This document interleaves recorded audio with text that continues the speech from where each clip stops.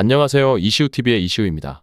해당 분석은 초안 분석이며 최종 분석과 픽은 하단 댓글에 있는 링크로 문의 주시면 방입장 도와드리도록 하겠습니다. 방입장은 무료로 진행되며 절대 금전적인 요구를 일체하지 않습니다. 이번 분석은 승부식 146회차 해외 축구 4경기 분석 진행해보겠습니다. 맨체스터 시티는 이번 경기에서도 3-2-4-1 포메이션을 기반으로 경기를 운영할 전망입니다. 펩 과르디올라 감독의 전술 하에 시티는 여전히 높은 점유율을 바탕으로 한지공 전개를 선호하며 특히 사비뉴, 포든, 도쿠를 활용해 중원과 측면에서의 창의적인 플레이를 통해 공격을 풀어나갑니다. 사비뉴는 중원에서의 조율 능력과 날카로운 패스를 통해 경기의 흐름을 주도하지만 전방으로의 과감한 전진 패스 옵션이 상대적으로 제한적이라는 점이 문제로 지적되고 있습니다. 더 브라이너의 최근 부진한 컨디션 또한 시티의 공격 전개에 발목을 잡고 있는 요소 중 하나입니다. 그의 부진은 결정적인 찬스 메이킹과 전방 압박의 효율성을 떨어뜨리고 있어 시티의 전반적인 공격 흐름이 매끄럽지 못한 모습을 보이고 있습니다. 직전 리버풀전에서도 이러한 문제는 뚜렷하게 드러났습니다. 팀의 주포 홀란드는 경기 내내 단 16회의 터치에 그쳤고 상대의 강력한 압박 속에서 고립된 채로 효과적인 움직임을 보여주지 못했습니다. 이는 공격진과 중원 간의 연계 부족과 직결되며 시티가 높은 점유율에도 불구하고 상대의 수비를 효과적으로 무너뜨리지 못하는 주요 원인으로 작용하고 있습니다. 수비 측면에서는 루벤 디아스의 복귀가 긍정적인 신호로 작용할 전망입니다. 디아스는 리더십과 안정적인 수비 능력을 겸비한 선수로 팀의 수비 라인의 안정감을 더해줄 것입니다. 하지만 중원에서의 로드리와 코바시치의 부재는 여전히 큰 우려사항입니다. 이들의 결장으로 인해 시티는 상대의 역습에 효과적으로 대응하기 위한 수비 보호 능력이 부족한 상황에 놓여 있습니다. 중원에서의 이러한 공백은 특히 빠른 공격 전환과 중거리 슈팅을 선호하는 팀을 상대로 취약점을 드러낼 가능성이 큽니다. 노팅엄 포레스트는 4-2-3-1 포메이션을 활용하며 탄탄한 수비 조직력을 바탕으로 한 빠른 역습 전술을 구사하는 팀입니다. 허드슨, 오도이, 깁스, 화이트 그리고 엘랑가로 구성된 공격진은 속도와 기술을 겸비하여 상대의 수비를 흔들 수 있는 잠재력을 가지고 있습니다. 특히 최근 엘랑가가 부상에서 복귀하면서 노팅엄의 공격진은 한층 더 날카로워질 전망입니다. 노팅엄은 직전 입스위치 타운과의 경기에서 단 한 번의 결정적인 기회를 살려 승리를 거두며 효율적인 경기 운영에 좋은 예를 보여주었습니다. 우드는 팀의 최전방에서 제공권과 연계 플레이에 있어 중요한 역할을 맡고 있으며 그의 피지컬을 활용한 공중볼 경합은 맨시티의 수비진에게 위협적인 요소로 작용할 것입니다. 우드는 단순히 공중볼 장악에 그치지 않고 세컨드 볼을 동료들에게 연결하여 추가적인 찬스를 만드는 데도 기여할 수 있는 선수입니다.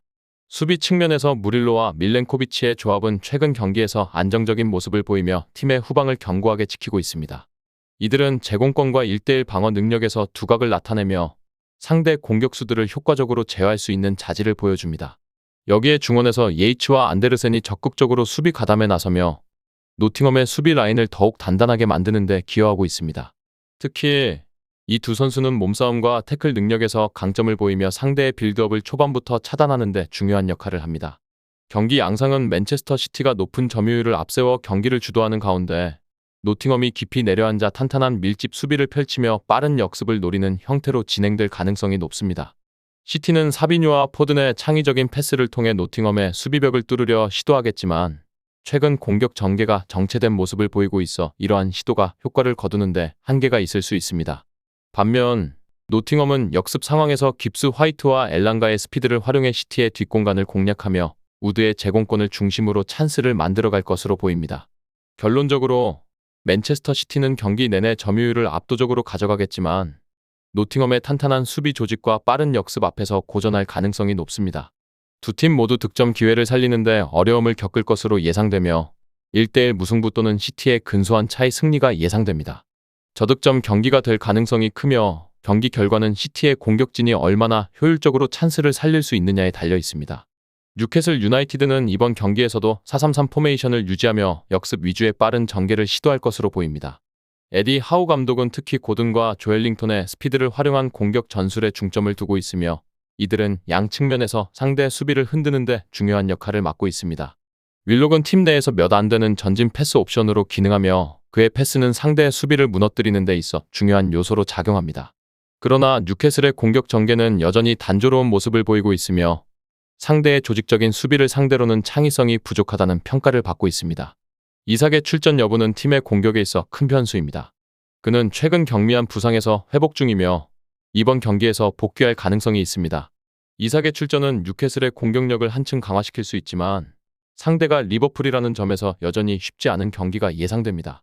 특히 리버풀은 클롭 감독의 전술 아래 강한 전방 압박을 구사하며 상대의 빌드업을 초반부터 차단하는 데 능숙한 팀입니다. 이러한 리버풀의 압박 스타일은 뉴캐슬이 공격 전개 과정에서 큰 어려움을 겪게 할 가능성이 큽니다. 수비 측면에서는 셰어와 번이 중심을 잡고 있습니다. 이들은 제공권과 빌드업 능력에서 안정적인 모습을 보이며 상대의 공중볼과 세트피스 상황에서도 강점을 발휘하고 있습니다. 중원의 브루노 기마랑이스와 토날리는 왕성한 활동량을 바탕으로 공격과 수비를 유기적으로 연결하며 뉴캐슬의 수비 조직력 강화에 기여하고 있습니다. 이들의 적극적인 수비 가담은 뉴캐슬이 대량 실점을 허용하지 않도록 하는 중요한 요소로 작용할 것입니다. 한편 리버풀은 4-2-3-1 포메이션을 기반으로 경기를 지배할 전망입니다.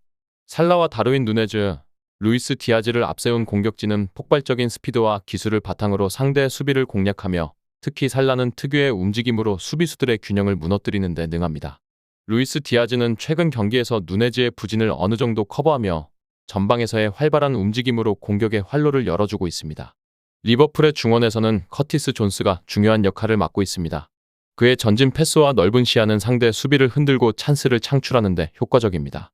다만 코나테와 치미카스의 부상으로 인해 반 다이크, 고메즈, 로버트슨이 연속 출전할 가능성이 높습니다. 이로 인해 리버풀의 수비진이 체력적인 부담을 느낄 수 있으며 특히 후반전으로 갈수록 집중력이 떨어질 가능성이 존재합니다. 이는 뉴캐슬이 역습을 통해 리버풀의 수비 뒷공간을 공략할 기회를 엿볼 수 있는 부분입니다. 경기 양상은 리버풀이 높은 점유율과 강한 압박을 바탕으로 경기를 주도하는 가운데 뉴캐슬이 깊이 내려앉아 역습 기회를 노리는 형태로 전개될 가능성이 높습니다. 리버풀은 이선 자원들의 창의적인 플레이를 통해 공격을 풀어나가며 뉴캐슬의 수비 라인을 지속적으로 압박할 것으로 예상됩니다. 특히 살라와 존스의 콤비네이션은 뉴캐슬의 수비 조직을 흔드는 데 효과적인 무기가 될 것입니다. 그러나 리버풀의 수비적 문제는 여전히 우려되는 부분입니다. 연속 출전에 따른 체력 부담과 코나테의 공백은 뉴캐슬이 후반에 반격할 기회를 제공할 수 있습니다. 뉴캐슬은 이삭의 복귀 여부와 상관없이 고든과 조엘링턴의 빠른 전진을 활용해 리버풀의 뒷공간을 노리려 할 것입니다. 결과적으로 리버풀이 경기를 주도하며 승리를 가져갈 가능성이 높지만 뉴캐슬이 역습을 통해 리버풀의 수비를 위협할 잠재력도 충분합니다. 경기 결과는 리버풀의 한 골 차 승리가 유력하며 다득점 경기 가능성도 열려 있습니다. 이 외에도 다른 축구 분석과 야구 분석 및 종합픽이 궁금하시다면 하단 고정 댓글 링크로 문의주세요. 사우샘프턴은 이번 경기에서 5-3-2 포메이션을 활용해 수비적인 안정성을 바탕으로 빠른 역습을 시도할 전망입니다. 그러나 팀의 핵심 역습 자원인 디블링이 부상으로 결장하게 되면서 공격 전개에 있어 다소 제한적인 모습을 보일 가능성이 높습니다. 페르난데스는 여전히 팀의 플레이메이커로서 역할을 수행하며 중원에서 속도를 조율하지만 그의 전진 패스를 이어받아 마무리할 수 있는 선수들의 부족은 사우샘프턴의 공격 효율을 떨어뜨리는 요인입니다. 최전방에서는 아처와 암스트롱이 상대 수비 라인을 흔들기 위해 활발히 움직일 예정이지만 이들이 단독으로 만들어낼 수 있는 기회는 한정적일 것으로 보입니다. 특히 첼시의 수비 조직력과 강한 압박을 감안할 때 사우샘프턴의 공격진이 상대의 밀집 수비를 효과적으로 공략하는 데 어려움을 겪을 것으로 예상됩니다. 또한 브라이튼과의 지난 경기에서는 경기 초반 대등한 모습을 보였으나 후반으로 갈수록 팀의 핵심 자원 부재가 드러나며 점차 밀리는 모습을 보였습니다. 수비진 역시 큰 문제를 안고 있습니다. 하워드 벨리스와 램즈데일의 결장으로 인해 브리, 스티븐스, 워커 피터스가 구성하는 임시 수비 조합은 아직 안정감을 찾지 못한 상황입니다. 이들은 각각 제공권과 1대1 대처 능력에서 일정 수준의 기량을 보이지만 조직력 면에서 허점을 드러낼 가능성이 큽니다. 이러한 수비 불안은 첼시의 다채로운 공격 옵션 앞에서 더욱 두드러질 수 있습니다. 한편 첼시는 4-2-3-1 포메이션을 기반으로 하여 경기의 주도권을 장악할 것으로 보입니다. 모리시오 포체티노 감독의 지도 아래 첼시는 최근 들어 점유율을 기반으로 한 유기적인 공격 전개를 선보이고 있습니다. 산초, 파머, 네투가 이끄는 이선 라인은 상대 수비를 흔드는 데 있어 핵심적인 역할을 수행하며 특히 엔소 페르난데스의 전진 패스는 첼시의 공격 전개를 한층 다이나믹하게 만들어줍니다. 그의 패스를 받은 잭슨은 빠른 침투와 마무리 능력으로 상대 골문을 위협할 것입니다. 수비적으로는 포파나와 제임스가 결장하지만 쿠쿠레아, 콜릴, 바디아실로 구성된 백라인은 여전히 안정적인 모습을 유지하고 있습니다. 특히 카이세도는 중원에서 뛰어난 수비 가담 능력과 함께 상대 빌드업을 차단하는 데 있어 중요한 역할을 할 것입니다. 그의 적극적인 수비 지원은 첼시의 수비 라인을 더욱 견고하게 만들어 사우샘프턴의 단조로운 역습을 효과적으로 차단할 수 있을 것으로 보입니다. 아스톤 빌라와의 직전 경기에서 첼시는 전방 압박과 세밀한 패스 플레이를 통해 상대를 압도했으며 특히 공격과 수비 간의 유기적인 전환이 돋보였습니다. 이번 경기에서도 첼시는 이러한 경기 운영 방식을 통해 사우샘프턴의 수비 라인을 지속적으로 압박할 가능성이 높습니다. 상대적으로 전력이 약화된 사우샘프턴이 이러한 첼시의 전술적 압박을 견디기란 쉽지 않을 것입니다. 결론적으로 첼시는 경기 전반을 지배하며 안정적인 수비와 날카로운 공격력을 바탕으로 승리를 거둘 가능성이 높습니다.